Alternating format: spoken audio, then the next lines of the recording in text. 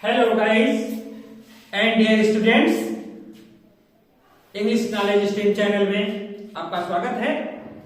आज हम आपको model paper class 12 English UP board के बारे में बताने वाले हैं। आप देख सकते हैं, आप सबसे पहले देखें कि जो टाइम ड्यूरेशन होगा वो आपका 3 घंटे 15 मिनट होगा। उसके बाद मैक्सिमम मार्क्स 100 है। इसमें केवल एक प्रश्न पत्र होगा। उसके लिए आपको ये सामने स्क्रीन पर दिख रहा है कि पूरा पेपर इसमें आपको section A, section B, section C और सेक्शन डी में डिवाइडेड रहेगा। तो देखिए यहां पर सबसे पहले जनरल इंग्लिश का जो पेपर रहेगा, सेक्शन ए में रीडिंग रहेगी। रीडिंग का मतलब एक unseen passage, long unseen passage रहेगा। ध्यान दीजिएगा, लॉन्ग अनसीन पैसेज, थोड़ा जो अनसीन पैसेज आएगी वो लंबी रहेगी। उसमें से वो क्वेश्चन नंबर 1 होगा। उसमें से ए बी सी डी ये 3-3 नंबर के क्वेश्चन रहेंगे। उसको उसी अनसीन पैसेज में आप जाएंगे तो मिलेगा और उसको देख करके आप उसी से नोट करेंगे, लिखेंगे। और लास्ट वाला जो क्वेश्चन होगा वो आपका वोकैबुलरी पर आधारित रहेगा। उसमें 1, 2, 3 एक नंबर के रहेंगे। तो ओवरऑल कुल मिलाकर के जो रीडिंग सेक्शन रहेगा वो 15 नंबर के 15 मार्क्स का रहेगा। और इसमें से डिवाइडेड ये क्वेश्चन में रहेंगे, ये पूरे के पूरे 5 क्वेश्चन में डिवाइडेड रहेंगे। तो उसके बाद दूसरा सेक्शन आपका आता है सेक्शन बी, जो राइटिंग सेक्शन होता है। राइटिंग सेक्शन का मतलब हुआ इसमें आपको लिखना है, you have to write something. तो इसमें राइटिंग में ये 20 नंबर का रहेगा। और इस 20 नंबर में आपका क्वेश्चन नंबर जो दूसरा रहेगा वो लेटर राइटिंग रहेगा। लेटर राइटिंग आपका हो सकता है, एप्लीकेशन हो सकती है, कंप्लेंट लेटर हो सकता है, बिजनेस लेटर हो सकता है। इसकी चर्चा हम आपको जब डिटेल में पढ़ाने लगेंगे लेटर वाले टॉपिक पे, तो हम आपको बताएंगे कि लेटर कितने प्रकार का होता है, कैसे होता है, कैसे लिखा जाता है। ये आइडिया हम आपको शेयर करेंगे, आपको बताएंगे। तो ये 10 नंबर का लेटर राइटिंग आएगा। और अगला है आर्टिकल राइटिंग, आर्टिकल या एसे। ध्यान देना है आपको, ये लेटर आर्टिकल जो लिखेंगे आप 100 से 150, यानी 100 से लेकर 150 वर्ड्स लिमिट रहेगा एसे का। तो एसे की चर्चा हम आपको जब डिटेल में चलेंगे तो एसे के बारे में आपको बताएंगे कि कैसे एसे लिखा जाता है, how to write a good essay. फिर उसके बाद क्वेश्चन नंबर 3 ऐसे हो गया। क्वेश्चन नंबर 4 ग्रामर सेक्शन आ गया। ये ग्रामर सेक्शन आपका 25 मार्क्स का रहेगा। और इसमें क्या क्या आएगा आप अच्छी तरह समझेंगे। इसमें 2-2 नंबर के ए बी सी डी ई ये 5 क्वेश्चन रहेंगे। और ये MCQ रहेंगे, ये मल्टीपल चॉइस क्वेश्चन रहेंगे। इसमें आपको टिक मार्क लगाना है। और ये किससे आधारित रहेंगे, इसी टॉपिक पे रहेंगे। क्वेश्चन नंबर जो 4था है और 5वां है, 5वें में A B C D E same question रहेंगे, 5 क्वेश्चन रहेंगे और उतने ही नंबर के रहेंगे। और ये टॉपिक रहेगा नरेशन का, 2 नंबर का। ये MCQ भी नरेशन से ही रहेगा या इन्हीं टॉपिक से रहेगा, वो टिक मार्क का रहेगा। और दूसरा 2 नंबर का सिंथेसिस आएगा। सिंथेसिस माने होता है, आप जानते हैं, जोड़ना। तो इसकी चर्चा हम आपको डिटेल में करेंगे। और फिर सी है ट्रांसफॉर्मेशन। ट्रांसफॉर्मेशन का मतलब जो है रूपांतरण, उसको ट्रांसफॉर्म कर दिया जाता है सेंटेंस को। तो उसकी चर्चा भी हम आपको आगे करेंगे। सिंटैक्स का मतलब होता है वाक्य को शुद्ध करना।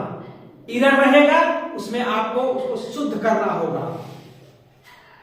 उसके बाद आपका आएगा इडियम फ्रेज। इडियम फ्रेज होता है जिसको आप कहते हैं इडियम फ्रेज मुहावरा। एंटोनिम्स का मतलब होता है विलोम। सिनोनिम्स का मतलब होता है पर्यायवाची। होमोफोन का मतलब होता है कि होमोफोन एक जैसी आवाज रहेगी, प्रोनाउंसिएशन वही रहेगा बट स्पेलिंग अलग रहेगी, अर्थ अलग रहेगा। फॉर एग्जाम्पल राइट और राइट, एक लिख लिया राइट माने लिखना जैसा हो गया, और एक राइट माने लिखना, और एक राइट माने अधिकार, दाहिना। तो ये दोनों इनका फोन यानी आवाज उसकी सेम आ रही है, तो ये होमोफोन इस टाइप के वर्ड्स दिए रहेंगे। फिर वन वर्ड सब्स्टिट्यूशन होता है, माने कई शब्दों के स्थान पर एक वाक्यांश के स्थान पर एक शब्द का प्रयोग करना। जैसे the person whose wife is dead, वह व्यक्ति जिसकी पत्नी मर गई हो उसको क्या कहेंगे? विडोवर। या जिसका पति मर गया हो उसको एक शब्द में कहेंगे विधवा। तो ये आपका वन वर्ड सब्स्टिट्यूशन है। इसकी चर्चा हम आपको करेंगे डिटेल में, जब चलेंगे आपको हम शेयर करेंगे। फिर उसके बाद आता है ट्रांसलेशन। ट्रांसलेशन छठा क्वेश्चन जो होगा वो होगा ट्रांसलेशन का। और ट्रांसलेशन में आप जानते हैं अच्छी तरह कि आपको टेंस आना चाहिए। तो जिनको टेंस आता है वो तो ठीक है, और जिनको टेंस में कोई प्रॉब्लम हो तो हमारे चैनल में प्लेलिस्ट में जाइए और आप उसमें देखिए, मैंने डिटेल में टेंस को पढ़ाया है, आप उसका अध्ययन कर लें उससे। क्योंकि इसमें आपका जो ट्रांसलेशन आएगा वो स्टोरी टाइप का ट्रांसलेशन आएगा, तो स्टैंडर्ड थोड़ा बड़ा रहेगा। इसलिए आप जो है कि जो टेंस 12 टेंस हैं उनका अध्ययन आप हमारे प्लेलिस्ट में जाइए और वहां एक एक करके सबका अध्ययन कर लीजिए। अच्छे से मैंने समझाया है, आपको अच्छी तरह समझ में आ जाएगा। तो आप इसको नोट कर लीजिए। हम इसको क्लियर करते हैं तो सेक्शन डी की चर्चा हम कर देते हैं। आपको सेक्शन डी में क्या आएगा वो भी हम बता देते हैं। सेक्शन डी जो पोर्शन है वो लिटरेचर का रहेगा और इट विल कैरी 40 मार्क्स। इसमें 40 नंबर से सवाल पूछा जाएगा। और ये आपकी टेक्स्ट बुक फ्लेमिंगो है। फ्लेमिंगो मीन्स होता है सिंगिंग बर्ड, आप जान रहे हैं। और प्रोज जिसको कहते हैं, प्रोज और पोएट्री फ्लेमिंगो में आता है। तो प्रोज 15 नंबर का पूछा जाएगा, जिसमें से क्वेश्चन नंबर जो 7A है वो 60 आंसर टाइप क्वेश्चन रहेगा और ये 4 नंबर का रहेगा।